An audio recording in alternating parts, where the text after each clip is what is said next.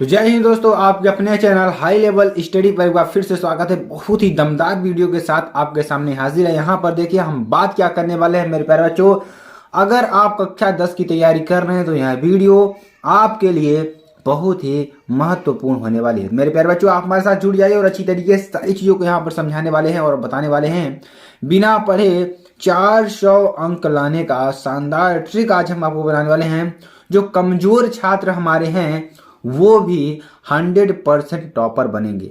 ठीक है, यहां पर हम क्या बताने वाले हैं, ध्यान से देखिएगा। बहुत ही महत्वपूर्ण पॉइंट की बात करेंगे। यहां पर देखिए 400 प्लस अंक बिना पढ़े लाने का ये शानदार ट्रिक आपको आज से पहले कोई नहीं बताया होगा, जो हम आज आपको बताने जा रहे हैं। जो हम आज आपको बताने जा रहे हैं कि बहुत सारे बच्चे हमारे हैं जो लास्ट में, जैसे कि आपका एग्जाम बचता है 15 दिन 20 दिन, तब आप पढ़ना स्टार्ट करते हैं। ये गलती बहुत सारे हमारे स्टूडेंट करते हैं। तो आपको इस साल कुछ गलतियां हैं जो अगले साल बच्चे किए थे, वो टॉपर नहीं बन पाए। आपको इस साल वो सारी गलतियां नहीं करना है। वही चीज है हमें बताना यहाँ पर कौन कौन सी गलतियां हैं जो आपको बिल्कुल भी नहीं करनी है। ठीक है, यहां पर देखिए अगर आपको 400 प्लस अंक पाना है, देखिए ध्यान से देखेंगे यहाँ पर कि किसी भी क्वेश्चन का आंसर ना आए तो क्या लिखें अपनी कॉपी में, टीचर को खुश कैसे करें। ध्यान दीजिएगा, ये भी प्रश्न आपके अंदर रहता होगा मेरे प्यारे बच्चों कि आखिरकार क्वेश्चन हमें नहीं आ रहा है, क्वेश्चन का आंसर नहीं आ रहा है, आखिरकार हम करें तो करें क्या। हमें बहुत उलझन फील होता है। हम एग्जाम हॉल में बैठे हैं, जब ऐसी सिचुएशन आती है मेरे प्यारे बच्चों तो उसको हम फील कर सकते हैं कि उस समय हमें कैसा लगता होगा। ठीक है, तो आपको क्या करना है कि टीचर आपको खुश होकर नंबर दे दें। यहां पर हम आपको बताएंगे और अच्छी तरीके से आपको हम समझाने का प्रयास भी करेंगे ताकि जो टीचर है आपको खुश होकर नंबर दे। ठीक है, देखिए ध्यान से देखेंगे, यहाँ पर ऑल सब्जेक्ट में वर्क करेगा। ये जो ट्रिक हम आपको बताएंगे आज, ये पूरे सब्जेक्ट में वर्क करने वाला है और बहुत ही इंपॉर्टेंट ट्रिक है। देखिए चलिए, क्योंकि लोग सिर्फ यही देखते हैं कि आपने कितना नंबर पाया। लोग ये नहीं देखते हैं कि आपने कितना पढ़ा, कितनी मेहनत की। इससे कोई रास्ता ही नहीं रहेगा, आपके पास कोई ऑप्शन नहीं रहेगा। जब आपका एग्जाम हो जाएगा, रिजल्ट आएगा, तो लोग आपसे सिर्फ यही पूछेंगे कि बेटा आपने नंबर कितना पाया।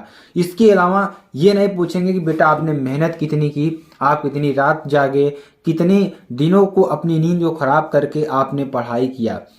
ये कभी कोई नहीं पूछेगा। आपसे सिर्फ पूछा जाएगा कि आप बताओ कि आप कितना नंबर पाए हो। ये चीज आपको अगर बताना है गर्व से तो आपके नंबर अधिक होने चाहिए। आप टॉपर की लिस्ट में होंगे तो आपको बताने की ज़रूरत ही नहीं पड़ेगी। लोग अपने आप दूसरे माध्यम से आपकी सफलता के बारे में जान जाएंगे। तो आपको ऐसी मेहनत करनी है कि आपको एक सफल स्टूडेंट बनना है, न कि आपको लूजर स्टूडेंट बनना है। अगर आपको सफल स्टूडेंट बनना है तो आपको इन तरीकों को ज़रूर अपनाना है। चलिए हम आपको बताते हैं कुछ ट्रिक्स के बारे में। यहाँ पर देखिए, एग्जाम हॉल में बैठते समय क्या क्या सावधानियां बरतें, ये भी आपको बहुत ध्यान देना होगा। ठीक है, तो एग्जाम हॉल में हमें क्या क्या सावधानियां बरतनी चाहिए उसके बारे में भी चर्चा करेंगे मेरे प्यारे बच्चों, ताकि आपको कोई दिक्कत का सामना न करना पड़े। यहां पर देखिए एग्जाम हॉल में बैठते समय आपको क्या क्या सावधानियां बरतनी चाहिए मेरे प्यारे बच्चों, चलिए हम आपको बताते हैं। देखिए एग्जाम हॉल में आस पास अच्छे से देखें। जहां आप बैठे हैं, जिस सीट पर आप बैठे हैं, वहां पर आस पास देख लें। कोई चिट्ठा पुर्जा मिले तो उसे फेंक दे और अपनी जेब को अच्छी तरीके से तलाशी ले ले, ताकि आपको कोई नकल वकल मिले तो आपको वहां से फेंक देना है। तुरंत अपने आप को सावधान रखना है। एग्जाम हॉल में आसपास अच्छे से देखें और खुद की तलाशी, चिट्ठा पुर्जा मिले तो उसे फेंक दे। ये बहुत ही इंपॉर्टेंट चीज है। अगर आपके जेब में थोड़ा सा भी कागज मिल जाएगा तो वो लोग आपको रेस्ट्रिकेट करने का भी दावा रखते हैं, क्योंकि उनको उस समय अथॉरिटी मिली रहती है। जो आपके बैच वाले आते हैं चेक करने के लिए, वो क्या करते हैं कि इन सब चीज़ों को क्या करते हैं, देखते हैं आपके अंदर, तलाशी लेते हैं। कोई भी चीज़ अगर मिल गई, थोड़ी सी भी चीज़, तो उनको क्या मिल जाता है, क्लू मिल जाता है और आपको वो रिस्ट्रिकेट कर कर चले जाएंगे। तो आप कुछ भी नहीं वहां पर कर सकते हैं। आगे देखिए, अगर आप 10th और 12th में हैं, बोर्ड परीक्षा देना है, तो यह वीडियो आपके लिए है। यह वीडियो सिर्फ आपके लिए है। अगर आप कक्षा 10 और कक्षा 12 बोर्ड परीक्षा की तैयारी कर रहे हैं तो यह वीडियो आपके लिए ही है, जो बहुत ही इंपॉर्टेंट है। ठीक है, चलिए आगे हम आपको बताते हैं सबसे सही सबसे सही व टॉपर का तरीका क्या होता है, उस तरीकों को भी आप लोग जान लीजिए। देखिए हमारे यहाँ जो टॉपर्स होते हैं वो कॉपी लिखने में बहुत गलतियां करते हैं, और टॉपर्स नहीं, जो बच्चे होते हैं हमारे टॉपर्स, तो टॉपर अच्छी कॉपी लिखेंगे तभी टॉपर बनेंगे, लेकिन जो हमारे और भी स्टूडेंट होते हैं वो कॉपी लिखने में भी बहुत ज़्यादा गलतियां करते हैं। तो कॉपी लिखने में आपको गलतियां नहीं करनी है। सबसे सही व टॉपर बनने का तरीका क्या होता है, ध्यान दीजिएगा। आपको वर्क 3 तरीके से करना होता है। एक वर्क होता है कि आप काम करते चलिए उसका कोई रिजल्ट ही नहीं निकल रहा है, तो ये चीज बहुत ही गड़बड़ है। और एक होता है हार्ड वर्क और एक होता है स्मार्ट वर्क। हमें इन दोनों को छोड़ करके हमें ये वाला काम करना होगा, स्मार्ट वर्क का काम करना होगा। आखिरकार हम स्मार्ट वर्क कैसे कर सकते हैं मेरे प्यारे बच्चों, जो स्मार्ट वर्क वाले लड़के होते हैं कितना नंबर पाते हैं उसकी भी चर्चा यहाँ पर करने वाले हैं। आपके अंदर जुनून होना चाहिए, आपके अंदर वो आग होनी चाहिए कि हमें एग्जाम में अच्छे से अच्छा नंबर लाना है और ये दिखा देना है कि हम भी किसी से कम नहीं है मेरे प्यारे बच्चों। और आपको इस मंच पर और इस आपके चैनल हाई लेवल स्टडी पर सारी चीज़ों को बताया जाएगा। अभी एग्जाम समय तक बहुत सारी क्लासेस आपको दी जाएंगी और आपको बस हमारे साथ जुड़े रहना है अगर आपको 400 प्लस अंक पाना है तो। ठीक है, और इतना जो बच्चे नंबर पा जाते हैं वो अच्छा खासा नंबर भी पा जाते हैं। ठीक है, तो अगर जो हाई स्कूल वाले हैं उनका तो 600 पूर्णांक होता है, लेकिन जो इंटर वाले होते हैं उनका 500 ही पूर्णांक होता है। अगर वो 400 ऊपर चले गए तो उनका एक अच्छा खासा स्कोर बन जाता है, जो कि वो नॉर्मल स्टूडेंट से हाई स्टूडेंट में पहुंच जाते हैं। चलिए अब देखिए, जो स्मार्ट वर्क होता है और जो हार्ड वर्क होता है, जो वर्क होता है, जो हमारे वर्क होते हैं, वर्क में देखिए वो बच्चे कितना पाएंगे, 40% से सिर्फ 50% ही नंबर पा पाते हैं। क्यों? उनके लिए यह समस्या होती है कि जो महत्वपूर्ण बिंदु है उसको नहीं पढ़ते हैं। हम आपको अपने चैनल पर जो महत्वपूर्ण प्रश्न है उन प्रश्नों को लगातार करा रहे हैं मेरे प्यारे बच्चों, आपको वहां से जाकर देख लेना है, क्योंकि ऐसे प्रश्न हम आपको अच्छी तरीके से बताते रहेंगे। ठीक है, और देखिए हार्ड वर्क आपको करना है, हार्ड वर्क जरूर से जरूर करना है, क्योंकि हार्ड वर्क जो बच्चे हमारे करते हैं वो बहुत ज़्यादा हार्ड वर्क करते हैं, मेंटली कुछ सोचते ही नहीं है, बस क्या है अगर वो लिख रहे हैं लिखते ही चलेंगे, वो पढ़ रहे हैं तो पढ़ते ही चलेंगे। तो ये चीज़ हार्ड वर्क में आ जाता है कि आप रात दिन बैठकर पढ़ ही रहे हैं, उसका कोई मतलब ही नहीं निकल रहा है, तो आप सिर्फ 50 से 60% ही पा सकते हैं।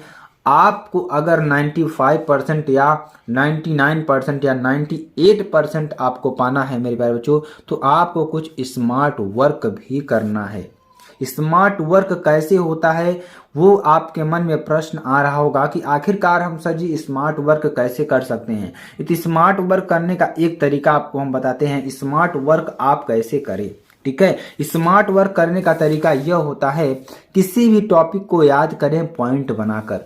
अगर आप बहुत बड़ा टॉपिक है, ठीक है, जैसे आप किसी हिंदी का ही ले लीजिए, अगर हिंदी का ही आपको जीवन परिचय याद करना है, क्या हिंदी का ही अगर जीवन परिचय आपको याद करना है, तो आपको जीवन परिचय याद करते समय क्या चीजें याद करनी है, ये बहुत ही महत्वपूर्ण है। और ध्यान दीजिएगा कि किसी भी टॉपिक को अगर याद करना है तो पॉइंट बनाकर आपको याद करना होगा। पॉइंट कैसे बनाएंगे, ध्यान दीजिएगा। जैसे आपको जीवन परिचय याद करना है तो आपको सिर्फ उसमें 3 या 4 या 5 चीजें ही याद करनी है, आपका पूरा जीवन परिचय समाप्त। जैसे जन्म, स्थान, मृत्यु, अभी आपको एक वीडियो भी इस पर बनाएंगे, तो आपको बस हमारे चैनल के साथ जुड़े रहना है ताकि इन सारी चीजों को हम आपके सामने डिस्कस कर सके मेरे प्यारे बच्चों। और यहाँ पर अगर उस टॉपिक को आपको याद करना है तो पॉइंट बनाइए। जैसे तुलसीदास जी हैं, इनका जन्म लिख लीजिए, मृत्यु लिख लीजिए, जन्म स्थान लिख लीजिए और उनकी 2-3 कृतियां लिख लीजिए। इतना आपको याद कर लेना है। उसके बाद आप उसमें से जो शब्द हैं बना लीजिए। जैसे तुलसीदास जी का जन्म, आप डॉट जो भी आपका हो वो याद कर लीजिए और ये याद कर लीजिए। आप ऐसे आप लिखेंगे तो आपको 7-8 शब्द जो हमारे पैराग्राफ है ऐसे ही मिल जाएंगे और आसानी से कुछ भी और उसमें ऐड कर देंगे तो आपको उसमें फुल मार्क्स मिलने वाला, कोई नंबर उसमें कटने वाला नहीं है। और देखिए हम क्या बताएंगे, बोर्ड एग्जाम में किसी भी क्वेश्चन का आंसर न आए तो कैसे लिखें। अगर आपको बोर्ड एग्जाम में कोई क्वेश्चन का आंसर नहीं आ रहा है तो कैसे लिखना है, देखिए लिखने का तरीका हम आपको बताते हैं। जैसे आपको कोई क्वेश्चन नहीं आ रहा है, ठीक है, तो आपको यहाँ पर डालना होगा, जैसे मान लीजिए हमें क्वेश्चन नंबर 4 नहीं आ रहा है, ठीक है, हमें क्वेश्चन नंबर 4 नहीं आ रहा है, तो आपको अपनी कॉपी में लिखना होगा आंसर नंबर 4। क्या लिखना होगा? आंसर नंबर 4, ठीक है। तो आंसर नंबर 4 आपको नहीं आ रहा है, तो अब देखिए कैसे करना है, उसका एक हेडिंग डाल लीजिए। जैसे आपका आ गया कि जैसे अगर कोई आप प्रभाविता का नियम लिखिए, किसका? प्रभाविता का नियम लिखिए, तो यहां पर आपको हेडिंग डालना होगा प्रभाविता का नियम। क्या? प्रभाविता का नियम, ये लिख देना है अच्छी तरीके से आपको। जब आप ऐसे लिख देंगे तो आपको अब देखिए हेडिंग ने डाल दिया, अब इंप्रेशन उसका जाएगा प्रभाविता का नियम, ये है। अब उससे रिलेटेड जो भी आपको याद हो, जो भी मन में याद हो, ठीक है, वो 3-4 पैराग्राफ आपको यहाँ पे लिख देना है। ये बहुत ही इंपॉर्टेंट टॉपिक है आपके लिए। तो ऐसे आपको एग्जाम में जो क्वेश्चन आपको ऐसा नहीं होगा 3-4 क्वेश्चन आपको नहीं आ रहे, बाकी सारे क्वेश्चन आपको आ ही रहे होंगे। तो ऐसे ही आपको करना है। अगर मेरे पेरेंट्स अगर आपको यह वीडियो पसंद आती है, आप चैनल को जरूर लाइक करिए, जरूर शेयर करिए और सब्सक्राइब तो जरूर ही कर लीजिए, क्योंकि हम आपको यूपी बोर्ड से सारी अपडेट्स देते रहेंगे, सारे क्लासेस को यहाँ प्रोवाइड करते रहेंगे। तो मेरे पेरेंट्स अगर आपको वीडियो पसंद आएगी तो please like share comment subscribe जरूर करिएगा। फिर मिलते हैं नेक्स्ट वीडियो में नए टॉपिक के साथ। तक के लिए जय हिंद।